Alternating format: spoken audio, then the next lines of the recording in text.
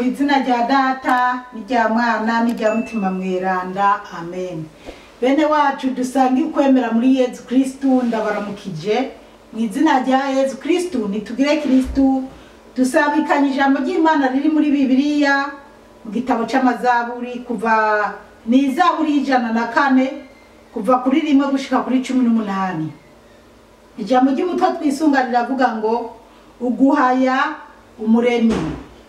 Hezagira umukama se mutima wanje, ewe mukama mana yanje uri agahambaye, wikwiteka n'icubahiro. Wiyorosheje umuco nk'uwiyorosa umutamana, ugaranzura ijuru nk'ihema. Niwe yubakira ku mazi amagorofa yiwe, ibicu navyo akabigira umukogote wiwe, akagendera ku mababa y'umuyaga.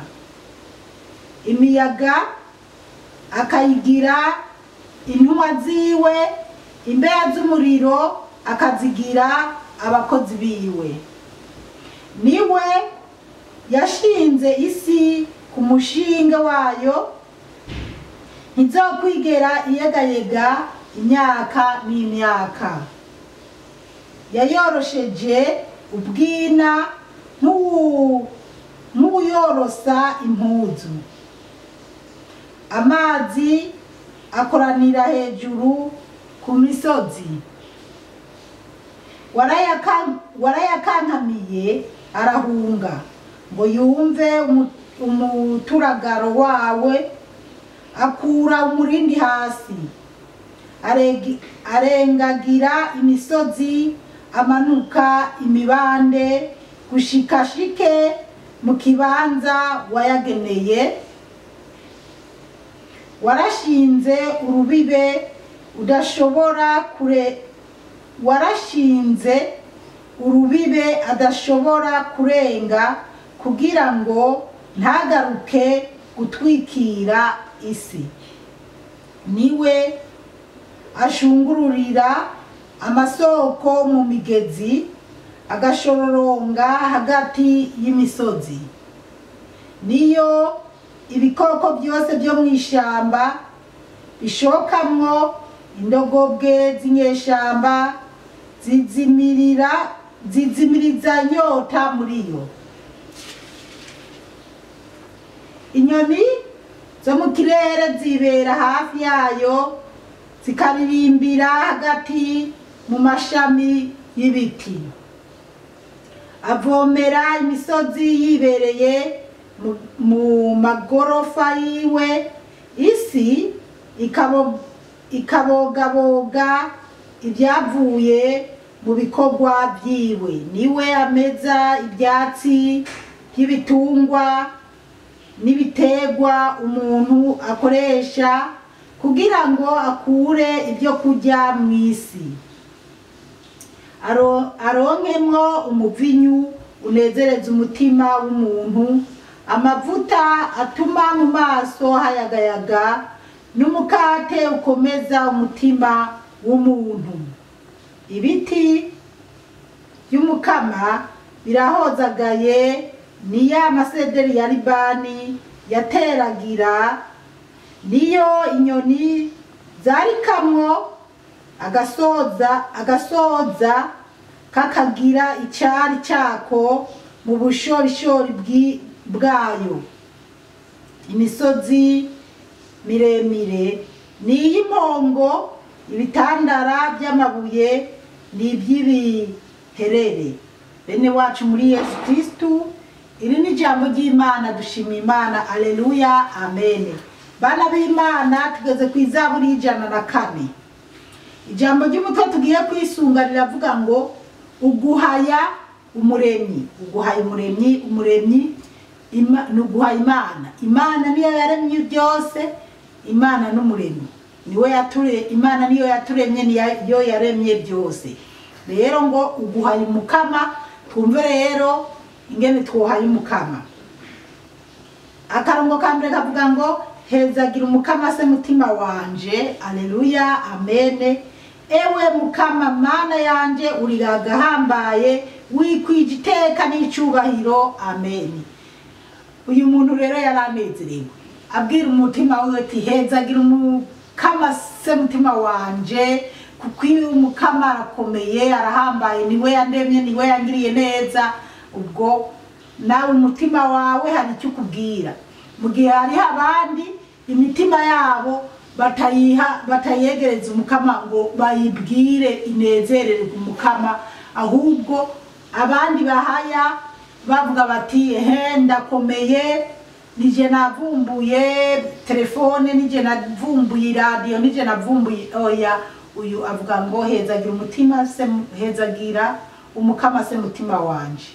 Nanje hari gihe mba numva nanezerewe narabi by'Imana yankoreye umutima wanje nkabwira umutima wanje ati mutima wanje nezerererwe umukama uhayagize umukama, kuko iyo ataba umukama simba narakize amaguru, simba narakize kanseri, simba nara ibintu nk'ibyo.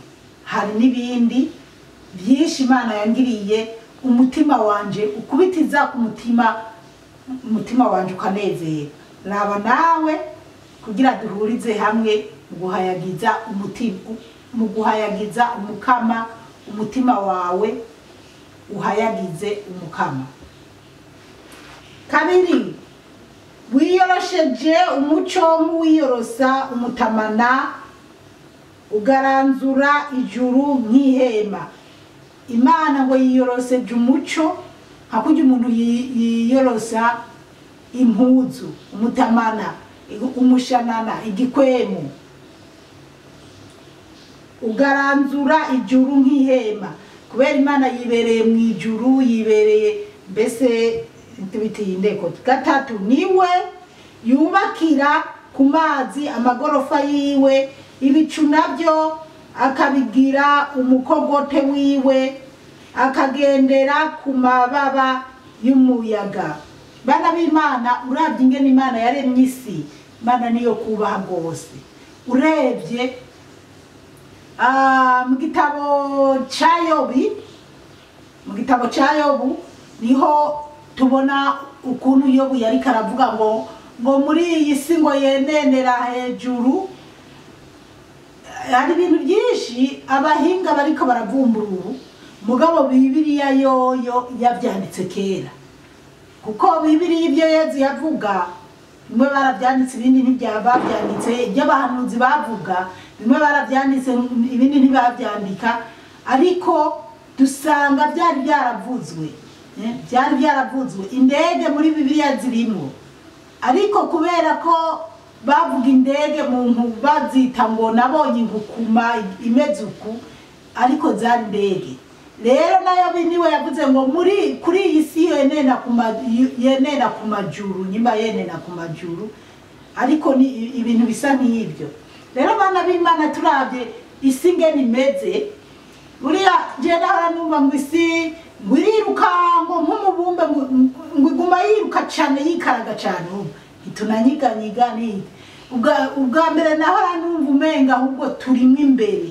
Mugabo negera abahinga babizi ndabasiguza, jewe nyene mba numva umenga nomenya ibintu bimwe na bimwe bihanitse cane cane ko mba niko ndashaka gutahura ukuntu Imana ari gihangana.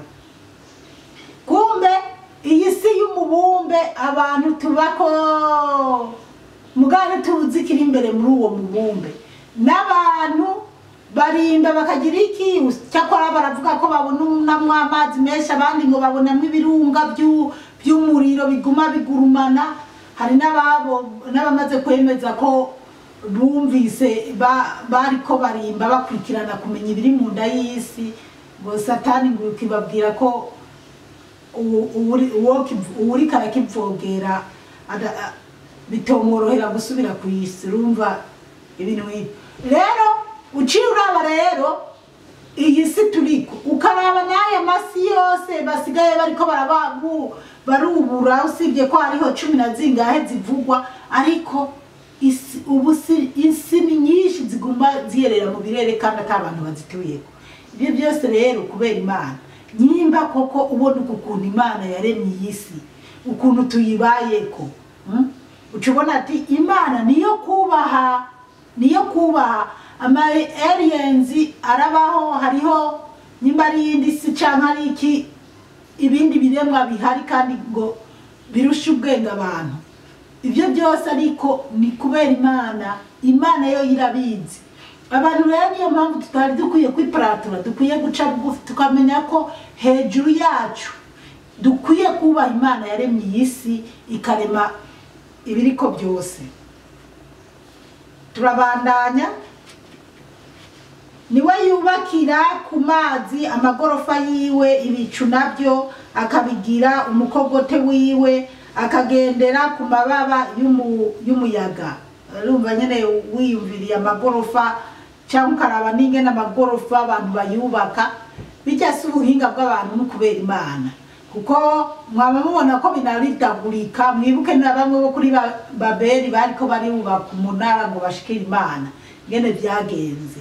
Rero hari ibintu Imana idashobora kwemera ko birengana ngo bigende nk'uko abana b'abantu bashaka. Iturekera ibyibona nyene biciriritse. Kane, imiyaga akayigira intumwa ziwe, imbeya z'umuriro akazigira abakozi biwe.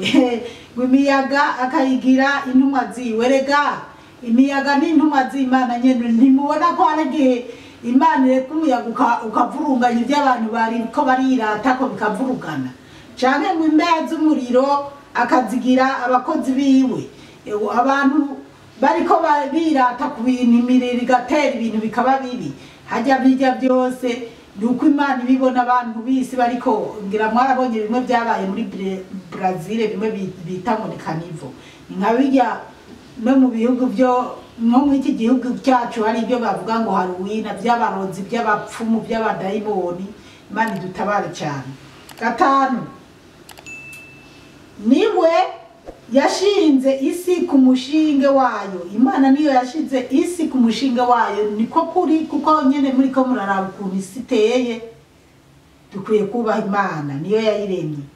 Ntizokwigera inyiganyiga imyaka n'imyaka. Isi ngo ntizigera inyiganyiga mu myaka n'imyaka. Imana niyo izoyikuraho aho izoshakira. Gatandatu, yarorosheje ubwina nk'uyorosa impuzu. Imana ngo yayorosheje ubwina nk'uwo wiyorosha impuzu. Amazi akoranira hejuru ku misozi. Imana ubwo nyene ucubona ingene isi imeze, ugacuraba ukuntu yategetse amazi. Amazi akoranira hejuru ku misozi. Amazi Imana yarayategetse aja hamwe, canke se akoranira aja amazi ava kwijuru, twitwa ngo ava mwijuru. Hari n'ayandi mazi ari bitandara by'amabuye bya abantu babako bana b'Imana. Buriya jiyo ndiko ndaraba ibihugu, nkaraba bajya abantu baba muri kiyakuru ujya mugabane w'urubura gusa w'ibibuye batarima, batagira iki, babayeho mu buryo bugoye. Mugabo Imana ikabagaburira badatera atani icyatsi kihamera. Ibyo byose mugabo Imana ikabaha ibyo bajya. Dukwiye kuyitonda rero. Hari abantu bisanga bavukiye mu bihugu byiza, n'abandi bisanga bavukiye mu bihugu bigoye, ariko aho hose dukwiye gushima Imana. Indwi, warayakankamiye arahunga ngo yumve umuturagaro wawe, akura umurindi hasi. Imana ngo kankamiye amazi arahunga. Nibyo byakiya kurujya mugabane, nibagiye izina sindabyibuka, ariko hari umugabane bana b'Imana ari amazi gusa yacitse ibibuye, ari urubura. Rero rujya rubura abantu barubaka ko baba muri urwo rubura nyene. Nk'umunsi abahinga bavuga bati umunsi Imana yorekura ngo bishonge isi yose yoca yuzura amazi, abantu bose tukaca duhura. Rero kuri Nowa muzi uko byagenze, ngira niyo mazi yagiye hamwe. Rero Imana yakoraniriza nyahandi, kuko ubiravye n'ibintu bisiga ubwenge kweri, ni iby'Imana nyene.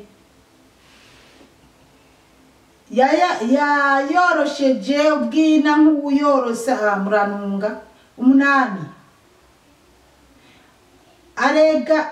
arengagira imisozi amanuka imibande gushikashike mu kibanza wayageneye amazi. Muraraba ukuntu amazi atemba, ukuntu wagira ibintu nk'ibyo. Ibi bintu reka bisome twihute, ntabwo uwari we wese arabitegera, ariko kubera rwahereye ku ntango tugomba kubizirikana. 9 warashinze urubibe udashobora kurenga kugira ngo ntagaruke. Warashinze urubibe adashobora n'amazi. Imana yashingiye urubibe kugira ntazorengane, kugira ngo ntagaruke gutwikira isi. Murumva rero nibyo bya bindi navuze bari ku mugabane w'urubura gusa w'amazi gusa yahindutse amabuye, bakaba ari byo banabamwo, bakaba ari byo babamwo. Hajya Imana ivuze rimwe ikayonga, isi yose yoca inyika. Imana yo mu ijuru ndiwe gutahura cyane. 10 niwe ashungururira amasoko mu migezi agashororonga hagati y'imisozi. Niyo ibikoko byose byo mu ishamba bishokamwo, indogobwe z'inyeshamba zizimiriza inyota muri yo. Uyu muntu rero anezerewe n'ukuntu abona ingene Imana yaremye amazi ikayategeka ni aguma. Hanyuma akanezerwa n'ukuntu Imana ayo mazi ibikoko biyajamwo bikayanywa bikaryoherwa bikanezerwa. Rero uyu muntu aranezerwa bikamurenga, kandi nawe bitorenga. Usibye abananiranye benshi biraturengera iyo turiko turuyumvira iby'Imana yakoze. Reka twibandanirize.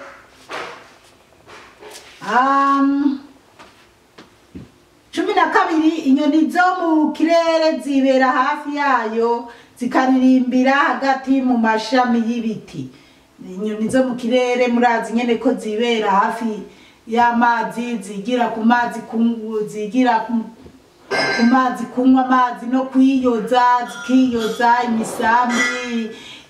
Mbese birumvikana nawe utabizi ibi. 19 avomera imisozi y'ibirere yibereye mu magorofa yiwe. Imana ivomera imisozi yibereye none Imana yibereye mu magorofa. Imana yibereye mu ijuru ahata mwana w'umuntu yoshika. Abantu bisi turikoze ibi, abandi ngo nibapfa bakagura imva ngo bazoze kubahamba hariya mu kirere, ariko oya, ibyo twikoza byose wapi. Mugabo ngo Imana yibereye mu ijuru ikaraba ibiri mu isi, ishatse ikashira amazi, ishatse ikavomerera, ishatse imisozi kuma, ibitegwa bikuma kubera abantu bagarariza Imana bihaye ubugome. Imana igaca itwihorera, ariko tuze turasenga Imana iziratuba hafi. Haleluya, amen. Niwe ameza ibyatsi y'ibitungwa. Imana ni imeza ibyatsi bitungwa bijya, n'ibiterwa umuntu akoresha kugira ngo akure ibyo kurya mu isi. Imana yarameze ibyatsi, yaramejeje ibyatsi. Imana yararemye ibyatsi abantu ngo kugira ngo umuntu azarakura ibyo byatsi, ibyatsi bitoranije bishobora gutunga umuntu. Aho rero Imana yararemye ibitoke, birama imbibi tukarya canke ibitoke tugatera. Imana iraremye inkere tukahinyere tukarya, abahinga bakazihingura tukaza turazisiga no mu mikate canke tuzikoza n'ubugari. Imana yararemye amavoka. Imana yararemye imyaho y'ibijumbu, umuntu agatera imyaho y'ibijumbu, ibyo byatsi by'ibijumbu tugasoroma ku bijumbu. Abandi mu bihugu biteye imbere imyaho barayijya, kandi abantu bajya imyaho abantu b'abarundi mutazi kurya imyaha ntuzotinye kuyaha ngo uyiteke nka buryo uteka imboga cyane bigukundiye uyikarange yonyene uyige bivura amaso bituma amaraso atembera bituma umuntu agira amaraso ngaha mu bihugu biteye imbere imyaha irazimbye rero ni imboga ziryoshe sana abarundi rero ni mukazoze muradibona imigozi y'ibijumbu canke imyaho y'ibijumbu bamwe ngo ni imigozi y'ibijumbu abandi mu myaho ngo muze murayitaho vyoya ijya n'injya nzuri nk'imyanana y'ibitoke nimukaze mubona imyanana y'ibitoke ngo muyituko mwishakiye ijya umwana nawe igitoke ngaha mu bazungu ugugwa ikiro 15 canke 18 iyo ayo niyo abari make reka tuze kuri 15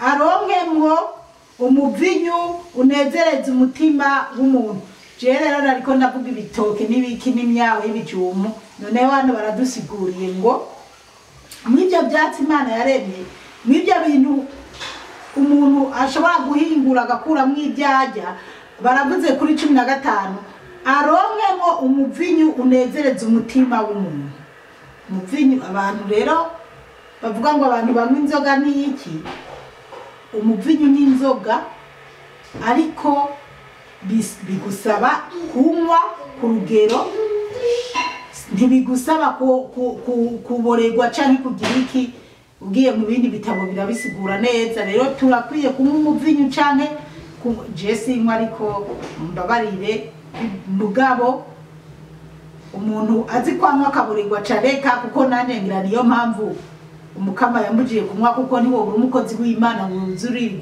uboreye hanyuma ngo umukozi w'Imana akuremo umuvinyu unezereza umutima amavuta atuma mu maso hayagayaga ngo akuremo amavuta atuma mu maso hayagayaga aho naho murazi ko amavuta ya elayo amavuta ya maoliva amamesa amavuta y'amavoka ibyo byose umuntu aratuvuta akisiga akayagayaga mu maso n'umukate ukomeza umutima w'umuntu n'umukate ukomeza umutima w'umuntu urumva umukate uva mu ngano umukate uva mu masaka umukate uva mu bigori umukate uva mu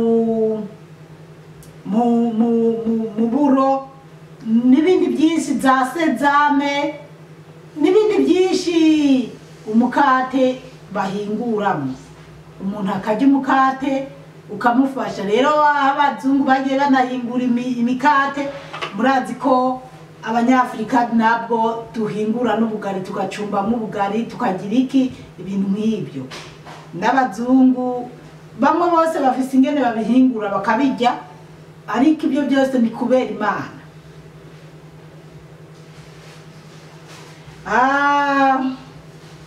16 ibiti by'umukama birahozagaye ngo ibiti by'umukama birahozagaye ni ya masederi ya Libani yateragira ibiti by'umukama ngo birahezagiye amasederi ya Libani mama mwayumvise cyane nk'abantu bakunda no kudekora ku minsi mikuru udujwari canke ayo masederi ya Libani barayakoresha cyane ku masengero canke ahantu hari iminsi mikuru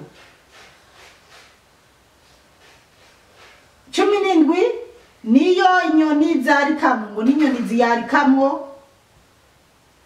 agasoza kakagira icari cako mu bushorishori bwayo ngo agasoza kakagira icari cako mu bushorishori bwayo hariho inyoni ikunda kugira icyari mu bushorishori bw'igiti ariko ntayo nibuka iyo nyoni Autriche hari inyoni ikunda kwarika mu bushorishori hejuru ariko mumbabarire nayo menye ariko iriho niyo nyimba ngo agasoza ariko mu kirundi uko ndakazi suku menga bakita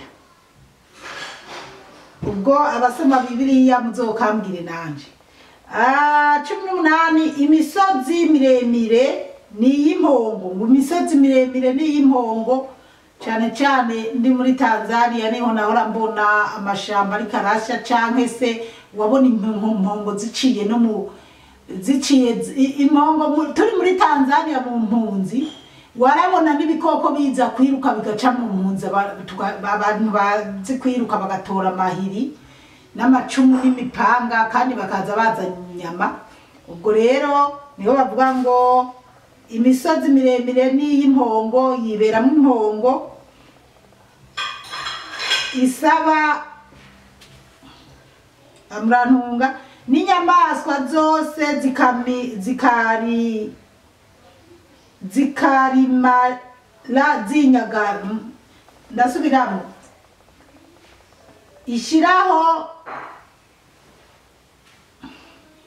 imisozi miremire n'iy'impongo ibitandara by'amabuye n'iby'ibiherere.